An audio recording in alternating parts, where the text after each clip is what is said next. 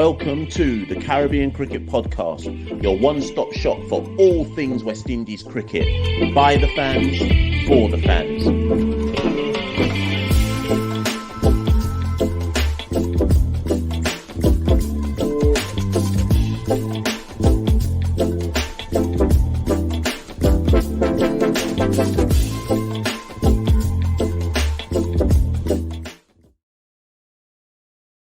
Ladies and gentlemen, welcome to episode 70 of the Caribbean Cricket Podcast. I'm your co-host, Mashal St. Patrick Hewitt, and you know who's with me as ever. Yeah, Mash, and we've got a bit of Caribbean heat over here in London, Mashal. We're sweltering at the moment. But you know, it's that time of year, that 1 month of the year where we're not united as West Indies fans. We're divided. It's every nation, every island for himself. It's the 2022 Caribbean Premier League, and we've got a returning guest. Not just any guest, a special guest, former West Indies international, two-time World Cup champion, Mashal. Do you want to let the people know who have we got on today? Indeed. We've only ever invited one other guest on for a second stint before, and he also was a Trini. So maybe it's part of maybe it's part of our Trini bias. But to steal the line from a West Indian cricket legend, the person we have on today is none other than young Samuel Badree. Let me bring him on to the show. Mr. Young Samuel Badree, how are you doing? All good, mate. All good. I'm feeling very youthful and energetic.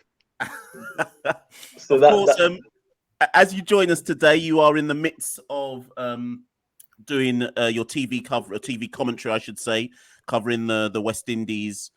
Well, all of the West Indies series, really and truly. How's that all going? Yeah, all good. Obviously, the performances in the one-day international has been quite disappointing, particularly coming from the back of two wonderful victories in the Test series and the T20. So, in terms of the performances of the players, disappointing. But in terms of the coverage, all good so far. Would love to see more people come to the grounds, but I can understand why they aren't. As a spinner, how much would you have loved to have been bowling on this Providence pitch? Mate, I would have loved to bowl with the new ball, middle overs anytime.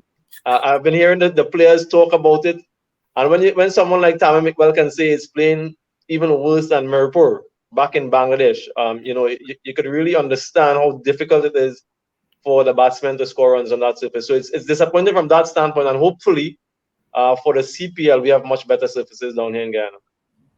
I'm actually really glad to hear you say that, though, Samuel, because it's hard on TV to watch as a casual fan to understand just how, what's the right word?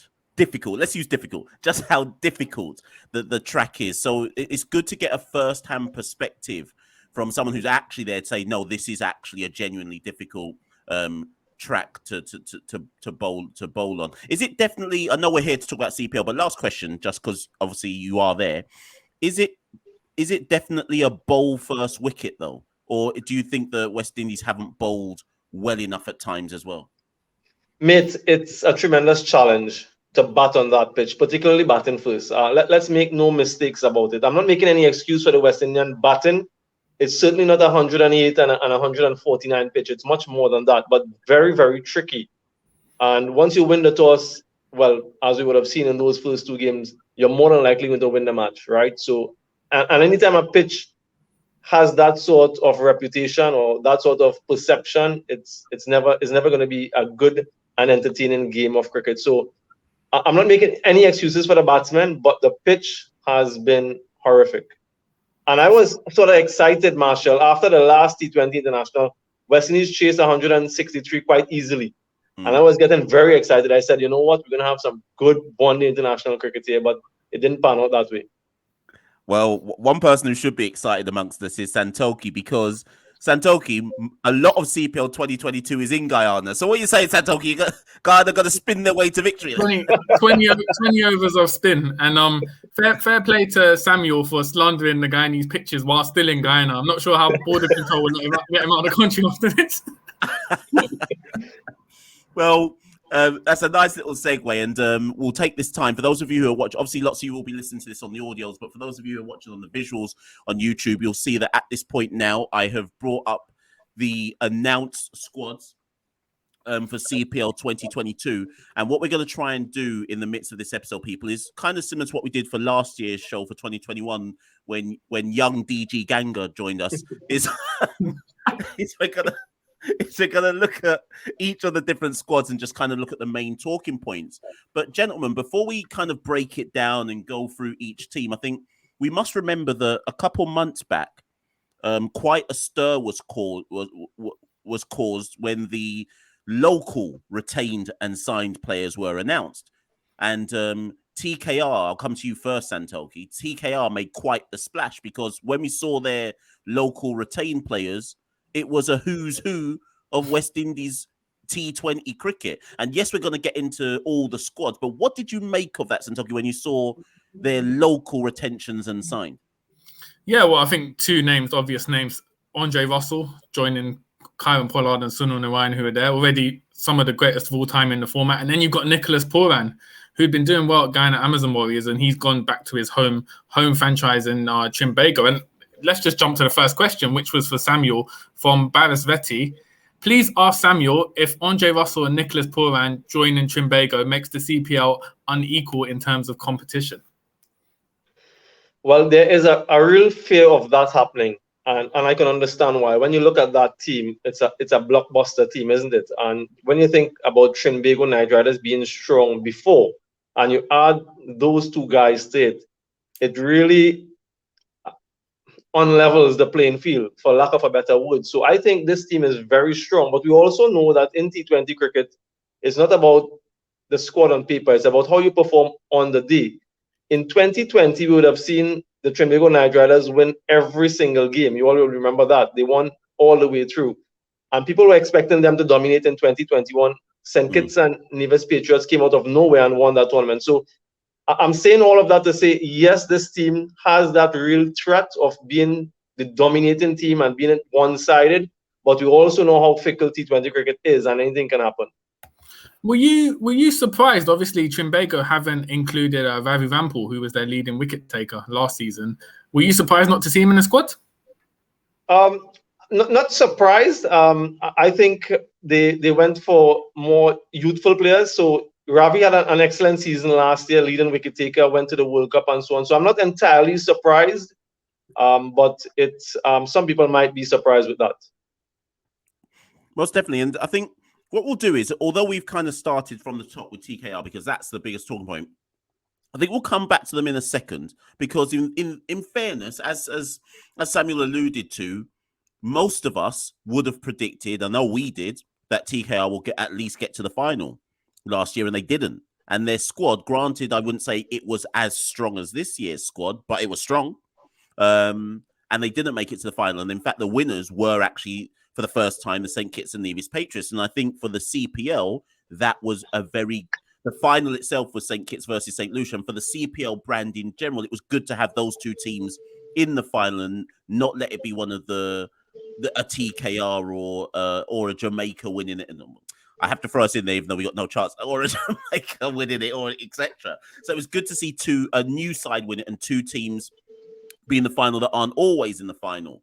But if we start with the defending champs, Dwayne Bravo again continues as captain. Now there are some headlines with the defending champs. I think their side is strong again. They've kept quite a healthy core of the 2021 winning side. But just some headlines and tokens will come to you.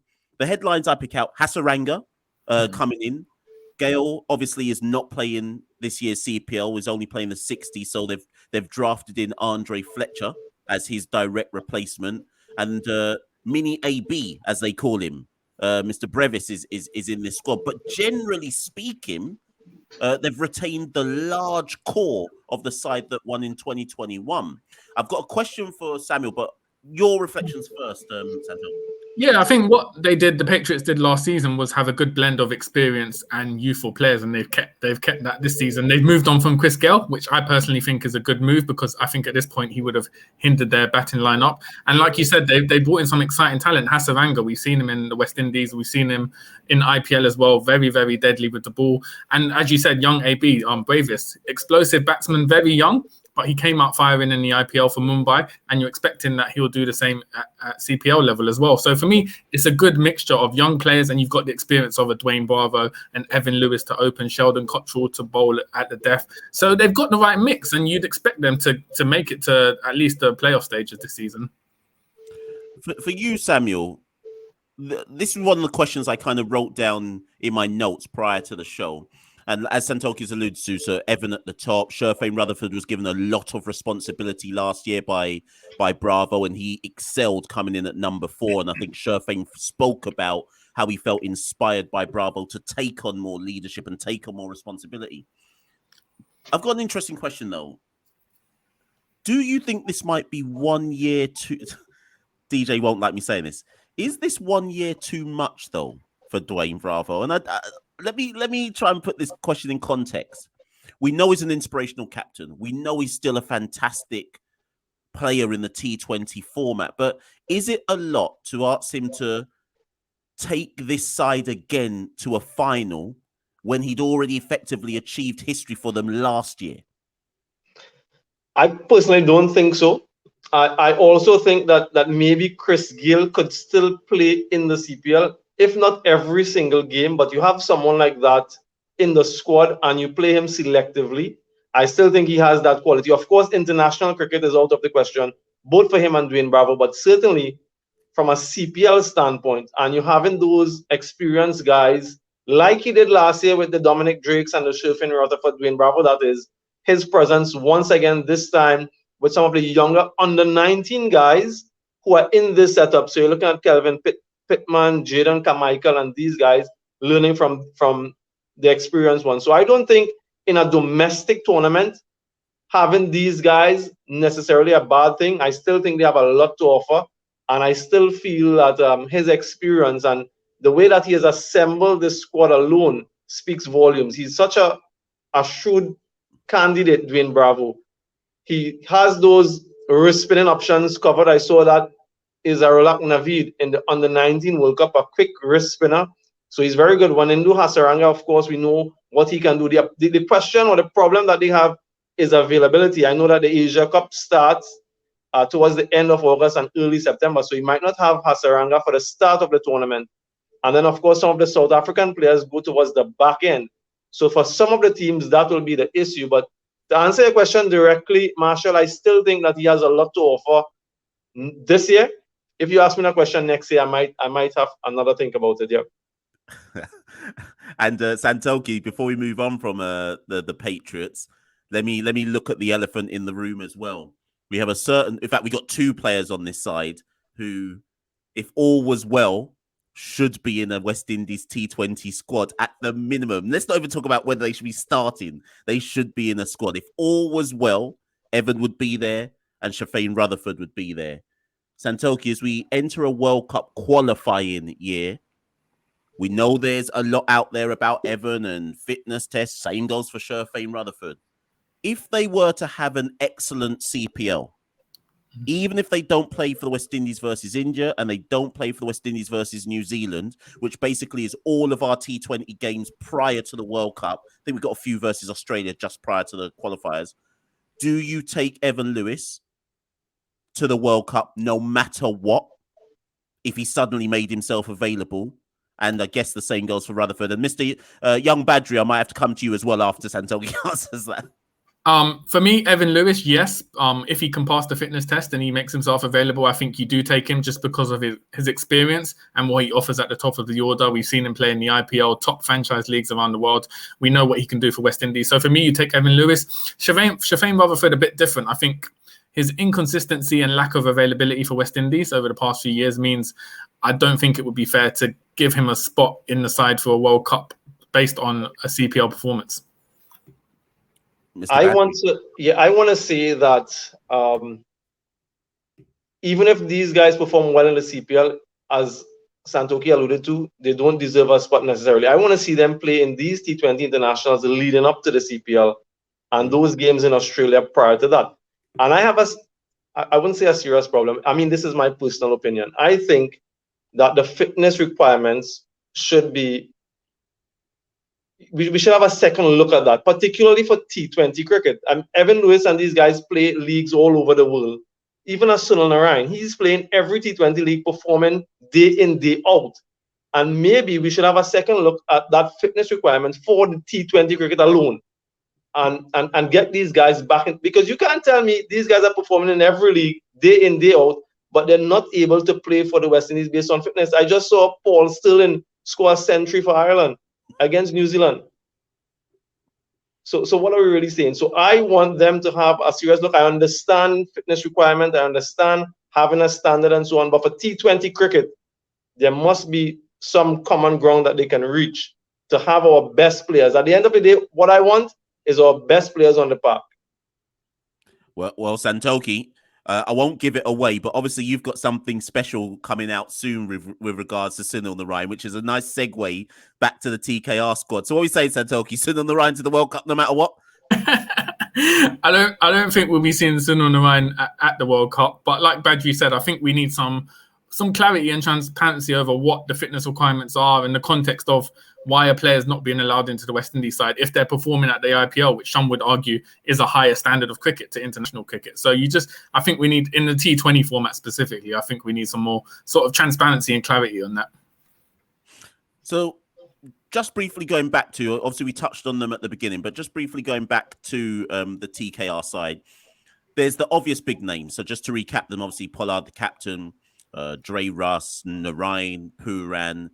We don't need to talk about those four per se, because we know their kind of GOAT status in T20 cricket. But let's talk about some of the other players that are there, who will probably go under the radar. But I mean, we're talking like a Nikhil Hussain, Jaden Seals, also Trini-based players. Ali Khan might as well be Trini, given how much he turns out for TKR, for example. Colin Munro might as well be Trini. These are established players who now are part of who are essentially seen as part of the TKR network. So, Samuel, coming to you first, are there any players other than the big four where you're looking at them going, I'm intrigued to see how they go this year for the Knight Riders? I'll say a couple of things before I answer that question. First of all, the camaraderie in this team will be the determining factor. Obviously, Karen Pollard is a robust leader. And, Andrew Russell coming into this setup, I don't necessarily know how he's going to fit in. And if you have, I'm not saying he's disruptive. I'm saying if you have a disruptive element in the team, that can derail your chances. So it'll be interesting to see how these guys gel and how they get along and how much of an impact that has on their performance. If anyone has to beat this team, I think it will be them beating themselves, right? That's the first thing. The second thing I'll say, I feel for guys like Karipi and Anderson Phillip. Year in, year out, they're in this setup and they're not given many opportunities, and they can walk into any other CPL team and play every single game.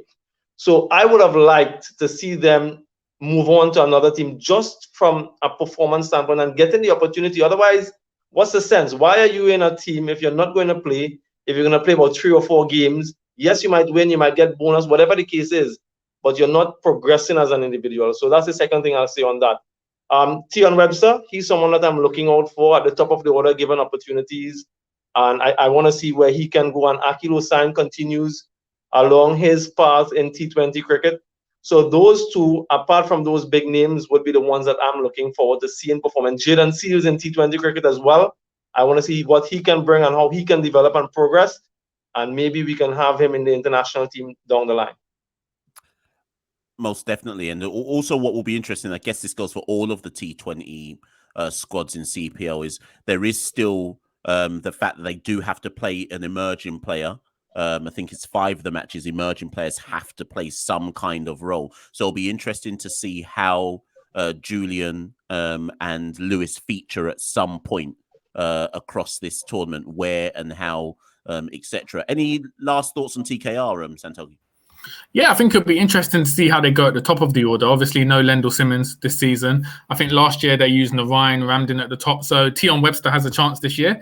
But the top of the order, you're wondering how they'll fare. But if you look further down, obviously Pollard, Russell, Poran, you've got a solid middle order. So I could see the top of the order getting a fast start being perhaps a potential issue. And like we saw last season, when there's a lot of pressure on them in a knockout game, it'd be interesting to see because they are undoubtedly the favourites.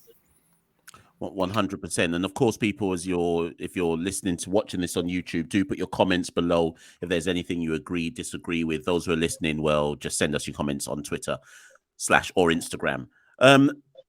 Moving on to last year's finalists. In fact, finalists 2 years in a row now, consecutive finalists.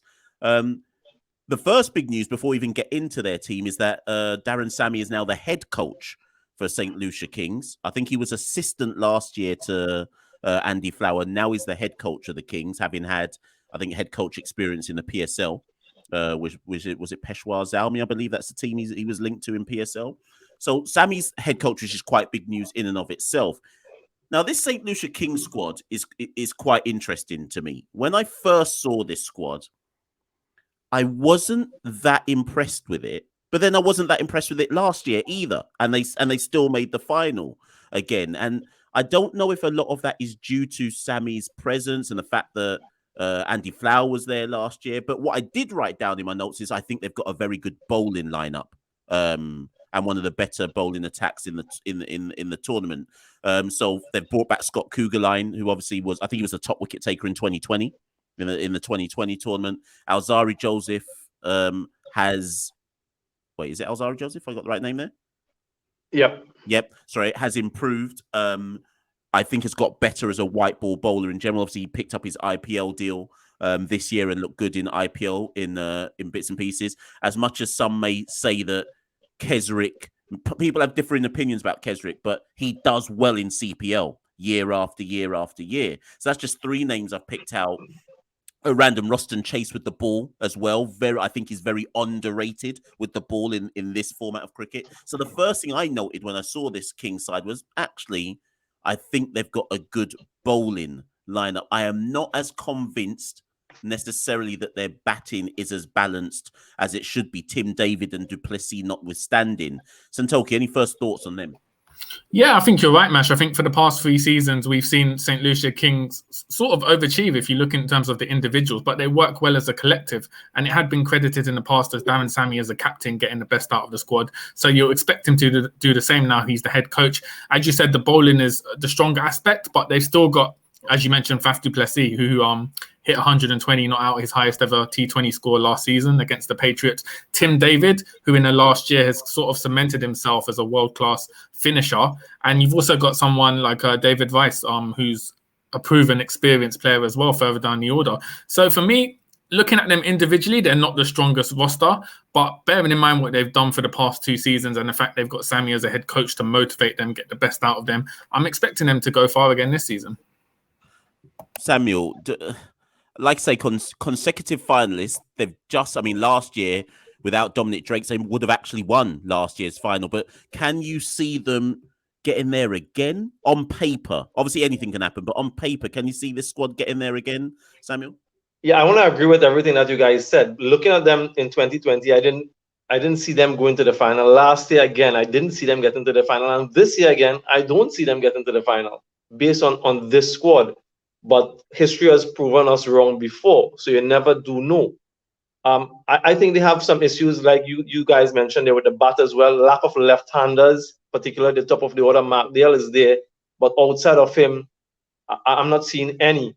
And wrist spinners as well. So they're lacking in that department. And those 2 departments are what other teams are targeting. Other teams have multiple wrist spinners and they have left-hand batsmen at the top and through the middle.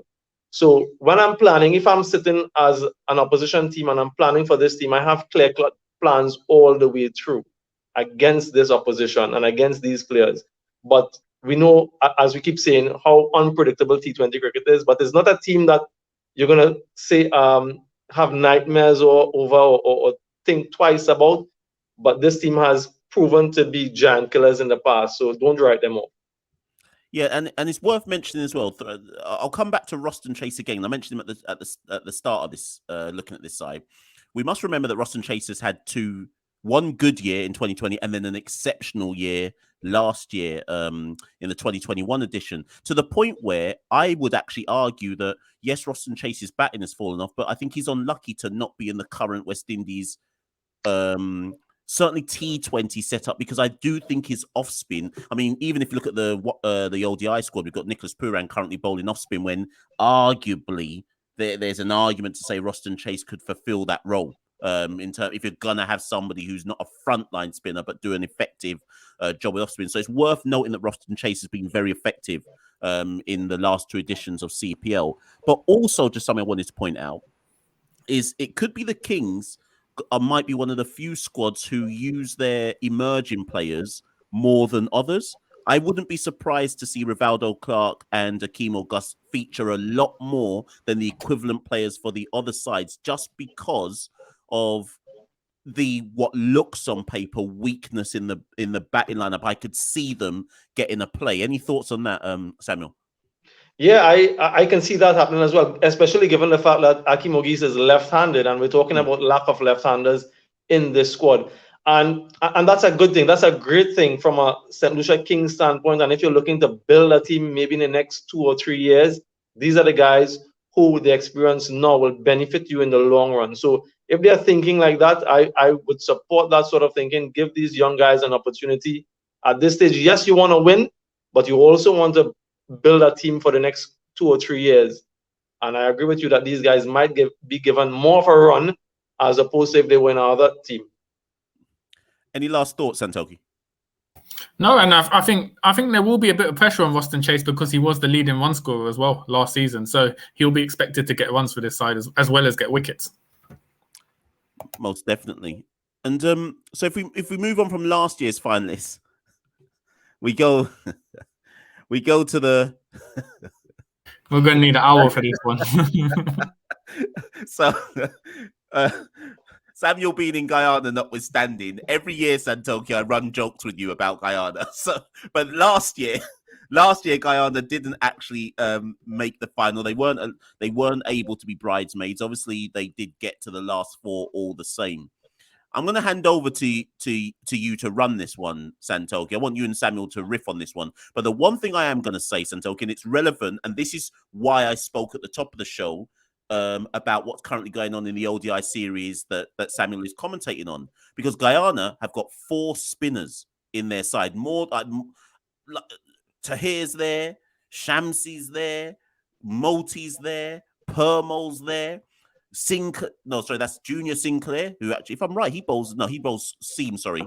But looking at the 4 names I mentioned, all 4 of those, Permo possibly not as much as the other 3, can be match winners in their own right with the ball. And if the end of the tournament is in Guyana, I'm just saying, if Guyana can get themselves to the end, I don't know, Santoki. Is this the year? Listen, we've always said with Guyana Amazon Warriors, it's become a psychological hurdle for them rather than based on talent, because they've always had a strong, solid squad. Like you said, this year is the first time in CPL history the finals week is going to be held in Guyana, where they have the crowd behind them that will galvanize them. You'd expect them to make the finals week. 4 out of 6 teams make it. So you'd expect Guyana with this squad, based on experience in there, even though they've lost Pooran, to make it to finals weeks. Once they're there and they've got Providence behind them, anything can happen. But I wouldn't be too confident because I've been saying that for the past 10 years. But for me, obviously, the big talking point is Pooran going, the captain. You'd imagine, well, the coaching staff have said a Guyanese player will take over. So you'd imagine that'd be Shimron Hitmayer. He hasn't played for West Indies in recent times, but we've seen him do well for Rajasthan Royals in the IPL. It'll be interesting to see how he delivers under this pressure to score runs and be a captain at this stage in his career. And also, I'm excited about Badree, mentioned him earlier, Paul Sterling. He hit a century today against New Zealand. A very explosive player. Not the most consistent, but when he does come off, he looks unstoppable. And for me, he'll galvanize the top order. Brandon King has struggled in the past 2 seasons after his breakout year in 2019. He's done a transfer to his home franchise, Jamaica. So Paul Sterling's come in. For me, I think that's a better replacement to have at the top of the order. The one concern would be Hemraj, partner in Sterling. Whether Hemraj, he had a disappointing season last year, notwithstanding the century, whether Hemraj can keep up with the side. But other than that, you're looking at it, it's a very experienced squad. Odean Smith and Romario Shepherd there again, having made the West Indies squad based on their performances last year. You've got Imran Tahir leading the spin line, Shamsi as well, world-class spinner, Permul, Moti. You're just wondering, the one thing that's lacking for me is the pace bowler, out-and-out pace bowler who can get the wickets in the early stages. Where is that coming from? We can't just rely on spin. Chemo Paul returning, and also an interesting one for me is Shai Hope coming into the side. He's not someone I would have picked for this side, but it's interesting if they thought we need someone to bring stability to the middle order. Shai Hope can be that person. But Sammy, it'll be interesting to just get your overall thoughts on this Guyana Amazon Warriors squad. Yeah, I think it's a good squad. They usually assemble a good squad, this Guyana Amazon Warriors. Those three all-rounders that you mentioned, I'm looking forward to see how they go. Chemo Paul, Odean Smith, and Romario Shepherd. And of course, the two wrist spinners. So we've got a right-hand wrist spinner in the ageless Imran Tahir and Tabriz Shamsi. And I read somewhere recently that Shamsi will be leaving for the back end, and they're going to replace him with Shakib Al Hassan, who is a really good player. He can bat, he can bowl. He brings a lot of balance to this team, and particularly here in Guyana for that part of the tournament. So I think this team is well poised to utilize the conditions in the business end of the tournament. And with the likes of Sterling at the top, we know he can play. Klassen is also a good player. And Colin Ingram in the middle, being left-handed as well, along with Hitmayer. I think this team looks like a really good team. And if they can play to their potential, I don't see why this year cannot be their year. All right, Santoki. So I'm giving you a little bit of confidence there that this year, I think this team can win. I honestly think so. Listen, don't listen to him, Santoki, man. Listen, Badree's in Guyana at the moment. I don't know who's standing behind him, making him say these statements. He's just trying to get out on his flight to get out of Guyana. Don't listen to him. Just to correct what I said earlier, so Junior Sinclair is an off spinner, so he's the emerging player. We should also mention Matthew Nandu, who's been spoken about quite a lot in Guyana as well. So it's good to see him there. What I do want both yourself and Samuel to continue, because I do think there's quite a lot of talking points within this Guyana side, and you mentioned it at the top, and talking about the pace. Now, obviously, Runsford Beaton is back out of the blue. He's back, and obviously he's got the history of having been called before, etc. It's good to see him back in the domestic scene. But the question I've actually got first with the Pacers, and Santoki, you know that I've been going back and forth on this for a while. What is the best role for both Odean Smith and Romario Shepherd? Now, we've seen them both for the West Indies. How do I phrase this? I mean, Romario played well against Bangladesh, but okay, maybe the best thing to say is we've seen them be inconsistent for the West Indies. Romario was second highest wicket taker last year behind Ravi Rampal, to the point where many people thought Romario should have gone to the World Cup, not Ravi Rampal, for example. But when I watch Odean and Romario, I get frustrated because I feel like they've got all the tools to be excellent in both their suits, lower order power hitting. And I maybe I'm frustrated because I think they don't do as well with the ball as they should. And I don't know which one of you two wants to go first in terms of, because if those two are poor with the ball, I think Guyana might suffer on any track that isn't conducive or as conducive to spin bowling. And that's where I feel Guyana may get found out, when they're suddenly, how many overs of spin can you realistically bowl? I mean, you'll say all 20, but how many can they realistically bowl? So I don't know where you two want to come in on that, looking at the Odean Smith and Romario Shepherd conundrum. Yeah, I think if they can get 12 overs of spin, and I don't see any reason why they can't, especially with Chandrapal Hemraj, you might get a couple overs of him. And if Chemo Paul, who I think is a much better bowler than the other two, and I think that they'll utilize him to bowl those death overs and maybe use the other two through the middle where they have more protection. And between those three, if they can get 8 overs. So if Chemo Paul can give you 4, and you get 2 each from Odean Smith and Romario Shepherd, 2 solid overs, and then the other 8 from the spinners. Shamsi is going to bowl 4, Imran Tahir is going to bowl 4, you have Gudakesh Moti and maybe Hemraj bowl 2 each, then I think that you can get through without relying too heavily on Odin Smith and Romario Shepherd. But I absolutely agree with your sentiment in being frustrated when you see these guys, all of this skill and talent and potential, and not performing consistently. I think they're consistently inconsistent, and that's frustrating. Any thoughts, Santoki? No, I completely agree with what Samuel said. I think at this point, you can't have full confidence in Shepherd and Smith bowling their allocation of 4 overs just because, like you said, Mash, their economy rate, they let runs go very easily. I mean, I know Shepherd took a lot of wickets last season, but it can get out of hand if he loses control, and the run rates will go. So I think they'll back them to bowl 2 overs each, as Samuel said, but still the core will be, regardless of the venue, will be spin, just because of the quality that they've signed in terms of their overseas spinners. And then final question before we move on from Guyana, Shimron Hitmayer. I know you alluded to him. If I'm going to talk about Evan Lewis, I've got to talk about Shimron Hitmayer. Now, Samuel said at the top, we should be looking at the fitness criteria and so on and so forth. And I agree with what both of you said. But a similar question is there for Shimron. Having not featured for the West Indies since, I can't even remember the last time Shimron played for us, the World Cup. Having not featured since the World Cup.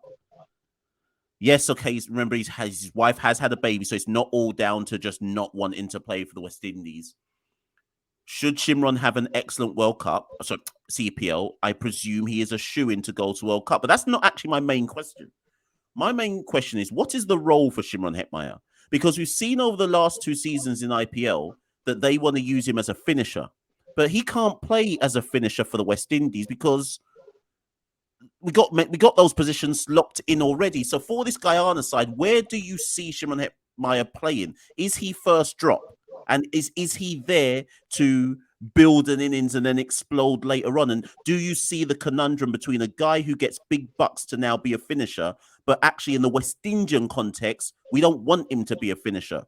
Any thoughts on that? Yeah, I think for us, I understand the conundrum, but I think for us and for the Guyana Amazon Warriors, he's the number 3 batsman. If you look at our T20 international setup, Shamar Brooks currently occupies that spot. Not ideal for T20 cricket. So that is the position I like to see Shimron Hitmayer. And I'll obviously want to see him back into the West Indies team. We did the same thing last year, Marshall, leading into the World Cup. I think we had some 18 T20 games. We played different players, and then when the T20 World Cup squad was announced, a lot of players who didn't feature in any of those 18 games, all of a sudden were going to the World Cup, and we saw the result. So these games that lead into the CPL, or international games, we need to get these players playing now, understanding their roles and their responsibilities, and do the same thing for the CPL, and then head into the World Cup. We can't depend on the CPL performances to select our team. These are the games we have to select our team and put these players in those positions against India and against New Zealand. Should have started against Bangladesh. So I'm not too certain what the plan is, but we can't make the same mistake that we made last year and expect to do anything magical. But Shimron Hitmayer, for me, number 3 for Guyana Amazon Warriors, number 3 for the West Indies. Well, boy, Santoki, Badree's in Guyana. I don't know why he hasn't rung Shimron to let him know, you know. But yeah, no, I agree. I think Hitmayer, especially being captain this year, I think he needs to. When you've got Odean Smith and Romario Shepherd in your side, you don't need an extra finisher. So I'd like to see Hitmayer play at number 3, rotate the strike a bit more, build an innings, and that will put him in good stead for when he does make his eventual return to West Indies, hopefully sooner rather than later. What we've seen 2 guys with T20 cricket of late, right? I've only been commentating a couple of years now, and I finished playing a little bit earlier. The middle overs, you can come in and as a bowler, you relax and you bowl a few overs here and there. You go for 5, 6, 7 runs maybe, right? On a bad day, you go for 8. Now it is the norm in those middle overs. Batsmen are coming hard at you. They're looking for a boundary in the first ball. They're looking for 10 runs and over, even in the middle overs. So someone like Shimron Hitmayer batting at 3, batting in those middle overs, has to continue with that momentum that you got from the power play, or even if you didn't get it, try to get it and push on. There's no longer a middle play period anymore in T20 cricket. So it's like a power play, a semi-power play, and then the death. So that middle period has gone out of the question in modern T20 cricket. Most definitely. So we will see how Shimron goes, but I think we're all agreed that he should be definitely coming in at first drop. So I'm going to say this from the jump: the Barbados Royals. This is the team that I have as my dark horse side this year. I'm going to announce that they're the ones that I think will do better than expected. The Barbados Royals have been in a bit of a slump the last, how many seasons are we talking? Last 2 seasons, or is it 3 seasons? No, since they won it. They've been in a slump since they won it. Yeah. And one of the biggest reasons, I don't know if you remember, Santoki, when we recorded, I think, the 2020 year, and we even said it last year, they went with squads over the last 2 seasons where they'd stacked them with what I call bits and pieces all-rounders. That doesn't mean they were bad players. There were just too many of them. And I always felt that the Royals had erred in their squad composition by not having defined roles. So last year, for example, you'd see Jason Holder randomly come in at 3, then another player coming in at 4, and then the next match they're coming in a different order, and then Shea Hope's opening, then Shea Hope's coming in at 5, none of it made sense. This year, I can at least see, I'm not saying I fully think he'll come off, but I can at least see a clear difference between these are the batters in the side and these are the predominant bowlers in the side. Does that mean it's going to work? No, not necessarily, but at least it's a different approach to a cadre of all-rounders doing bits here and bits there. So just to talk through some of their explosive batters, I mean, Quinton de Kock needs no explanation. David Miller needs no explanation. Kyle Mayers no longer needs an explanation. Azam Khan doesn't need an explanation. Who's the other person there I should probably call? Rakeem Cornwall even doesn't need an explanation in terms of what we're saying they can do with the bat. The only question mark I do have, though, from the batting perspective, is when I spoke to someone else about this, is they said that's too much power hitting. And there's a danger that everyone plays the same way with the bat in that side. Gents, that's a lengthy intro there. I haven't even really got into the bowling to dissect that. But where do you want to jump in? I'll go to Samuel first. Yeah, I think this is a good team. A much improved squad from last season. I think they have options at the top of the order, whether they want to go with Rakeem Cornwall or even Devon Thomas or Kyle Mayers to partner Quinton de Kock. So they have lots of options there. We know what David Miller can do coming towards the back end, and I've been really impressed with Azam Khan. The first time I saw him would have been in the CPL, and I was impressed with the way he batted. Not many players can come in and have a strike rate like he does towards the back end immediately. So he's a rare type of player. And I also like the fact that they've bolstered their spin department with Mujib. Mujib is a quality spinner. They couldn't rely on Hayden Walsh Jr. last season. As a matter of fact, he didn't play every single game, although they retained him. And the year they won in 2019, he was exceptional. Hasn't been able to replicate that since then. So they need someone to assist him and to support him, but they need Hayden Walsh Jr. to be at his best. If this team has to win, I think he still has an important role to play being the wrist spinner. So Mujib and him, and then they have their fast bowlers and good batting. I think they can really challenge for that top position. It all boils down again to leadership and Jason Holder's experience, where he bats, what he does, how he bowls, when he bowls, and squad composition, which final 11 they go with. But a good team here on paper, certainly. Santoki. Yeah, I think outside of Trinbago, you'd argue this was the stronger squad. I mean, if you look at, in my opinion, de Kock's the strongest overseas signing this year. We've seen what he can do in the IPL. David Miller as well won the IPL of Gujarat Lions. He played match situations really well. He could power hit if needs be. He could rotate strike, build an innings if need be. So he's a good option to have in the middle of the order. And as Samuel said, you've got options of Kyle Mayers, Rakeem Cornwall, Devon Thomas as power hitting options to partner de Kock. For me as well, McCoy's going to be crucial. Mash, I know we saw him play for Sussex in the county season T20 not too long ago, and we saw him take so many wickets. I think he took something like 12 wickets across 3 games. He was in the IPL previous to that. He's someone who's come back in this year and regained his form. And it'll be very exciting to see him from a West Indian perspective, what he can do. So for me, it's a very, very strong squad. It just depends on whether they can gel and mold together, but it would not surprise me if they made the final. I just quickly want to also say that I like their young picks as well. Some of these squads have picked some really good young players.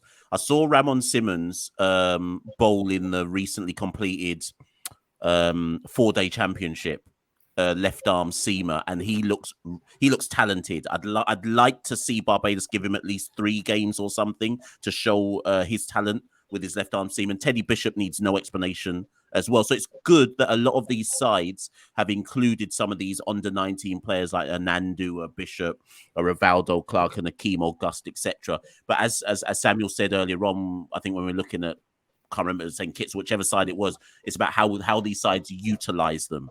It's not enough to just have them there. It's how they utilize them through the tournament. And Samuel, before we move on from Barbados, there's somebody I do want you to talk on, because I feel like it's the perennial question every CPL, but more dangerous now with this question is, I wonder if he's now, this is a crucial CPL for O'Shane Thomas, Samuel, because this player is at a crossroads in his career now where we might have to, I'm not saying we should, but he's at a career crossroads where people might just write him off now and just say, you know what, whatever promise you had, we're done with you.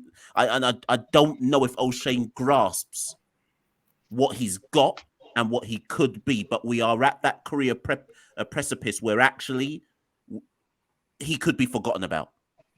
And I can understand why people have that sentiment.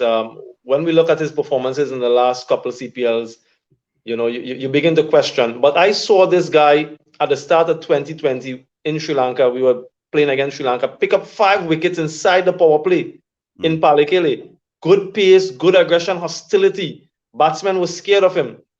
And then he just fell off the radar. He had issues with his run-up, bowling no balls, and they did some work on that. But then he hasn't been able to bowl consistently in good areas.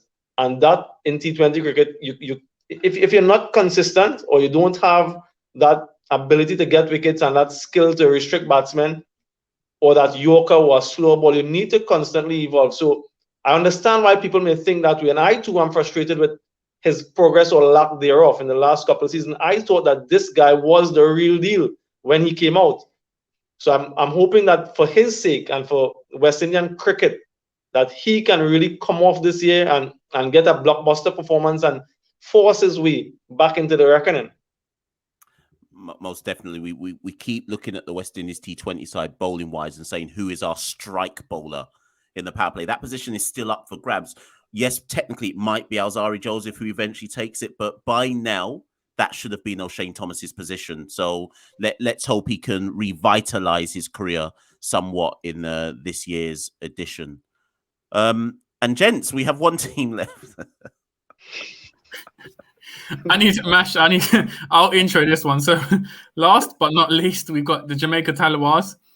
Now, Mash, I don't even know where to start with here. There's some pluses. There's a lot of negatives.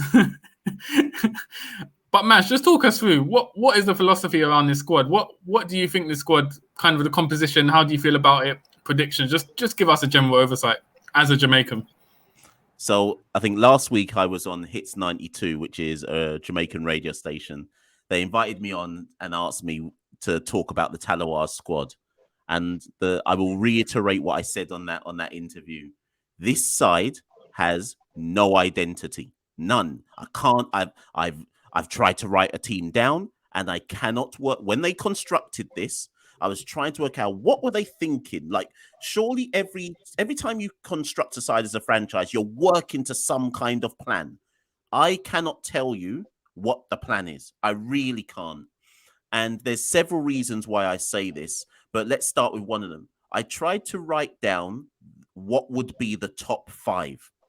And when I got to position number 5, I had already got to Fabian Allen. Now, with all due respect to Fabian Allen, he shouldn't be in a T20 top. He's good enough, don't get me wrong, but he ideally shouldn't be in a T20 top 5. Now, and also I had Rovman Powell coming in. Where did I have Rovman? So I had Rovman possibly even coming in at number 4, which again, some might say, yeah, that's right for Rovman Powell, but I just don't know if you want Powell followed by potentially Fabian Allen.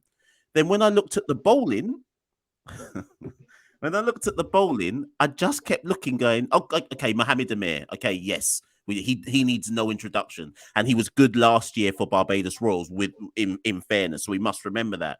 But once I look past Mohamed Amir, Imad Wasim and Fabian Allen do the exact same thing with the ball. Chris Green obviously has played, I think he played for us last year, made the transfer across from Guyana. He's not a bad bowler, but then I was like, well, who else is taking? Lamashane obviously is a good bowler in his own right as well. But from a pace perspective, who's taking the wickets? Nicholson Gordon's a really big call. I know he's been good on the domestic scene, but gentlemen, basically what I'm saying to you is we're going to come last. That's what I'm saying. That's what I'm saying to you. If this Talawar side can get through into the semi-finals, or eliminator, I would be shocked. Yes, they can win some games because it's T20. Anybody can win some games, but I do not see this side having the consistency of performance that gets you into the final four. I hope one of the two of you is going to tell me otherwise. Well, I was just wondering why we brought this team in last to discuss it. I don't know if that's a premonition that you had there, but yeah, this is a really underwhelming team, to be honest. They have a few individual players who on their day can possibly take a game away from an opposition, and again, the lack of left-handedness in their batting order makes this team a real easy team to plan for. A leg spinner and 2 left unorthodox, and you're gonna wrap them up quite easily. I think they have Imad Wazim as a left-hander. I'm not sure if Amir Jangu is going to bat anywhere in that lineup. But other than that, all right-handers. So, again, when you're assembling a team, you have to take into consideration so many different things, right? Who you come up against, the conditions, the balance of your team, having that mixture of right and left. All teams, when they're playing now, that's the first thing they talk about, right-left combination, whether it is at the top of the order or through the middle. I've not seen any sort of thought that went into assembling this squad. But I don't know, Marshall. I don't know what sort of solace I can give you, if any, but it's not looking good. Santoki, there is one thing I think might help us, and it's actually out of Guyana. Shiv's the head coach, so I'm just hoping that maybe, I don't know, Shiv just won the Rising Stars competition with the USA under-19 team. So under-19 women's team. So I don't know, maybe Shiv could work some wonders with this side. I think the best chance you've got of Shiv helping the team is if he comes out to bat at number 3. But yeah, I think it's a strange side. You wonder, obviously Chris Gale left in acrimonious circumstances. Andre Russell not too long ago said it was the weirdest franchise he's ever played for. You just wonder if behind the scenes, the issues they have and the reputation they fostered makes it hard to attract players because they've got the same budget as all the other teams, but it's a different... It's confusing how they haven't strengthened in the right areas. But for me, if you're looking at positives, obviously Rovman Powell has had an outstanding 6 months for West Indies and in the IPL. Fabian Allen, 3-dimensional player. Kenar Lewis, we haven't seen much of him, but he has the potential to be explosive. So the side's so bad that it made Santoki freeze. So for those who are listening to this on the audio, well, hopefully this will be edited, so you won't even hear this. Oh, you're back. Those who are listening on YouTube, Santoki's just done his traditional freezing. But yeah, no, Joey, just to finish off, I just think there'll be fireworks in matches. I can imagine them putting together one score where they hit 200 if everyone comes off, Powell, Kenar Lewis, Fabian Allen, but I just don't think they have the consistency to get through to the playoffs. Yeah, I even if I tried to put my Jamaican bias in looking at this squad, it just, as Samuel says, even from a basic composition of left and right, it doesn't make much sense. In fairness, like I said at the top, they do have a bowling lineup that could maybe... This is the type of side that wins 2 or 3 games in a tournament, basically. So, and there was, in 2020, they won 3 games and got into the final 4. So it's feasible that it can happen. But I just don't see, based on all the other sides, I would have to have this down as the weakest. And because I've said that, my next question to both of you as we bring this episode to an end should be a bit easier. I think we probably all agree that the Talawars won't make the final 4. So my next question then is, which of the other 5 sides do you think won't make the final 4 as well, if you had to put your prediction hat on? I would say, in my respectful view, and this is just a personal opinion, guys, all who are looking on, it's not a wish, it's just an opinion, all right? TKR at the top, I don't see them not getting into the top 4. Ghana Amazon Warriors, I don't see them not getting into the top 4. The defending champions, I think they'll get into the top 4. And the Barbados Royals. It's a big call to leave out the 2-time finalists last year and year before. But if I have to at this stage, I would say the St. Lucia Kings and the Jamaica Talawas will struggle to get into the top 4. Personal opinion, guys. Don't hate me for it. Santoki?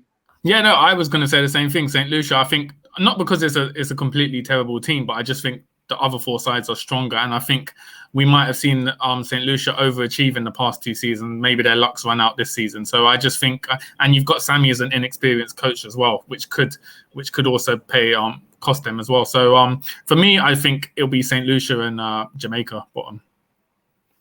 Yeah, and I'm not going to disagree. If I had to say anyone other than St. Lucia, I might say that maybe St. Kitts can't go again, but on paper, they should be able to get into the Final 4 based on the squad they've got.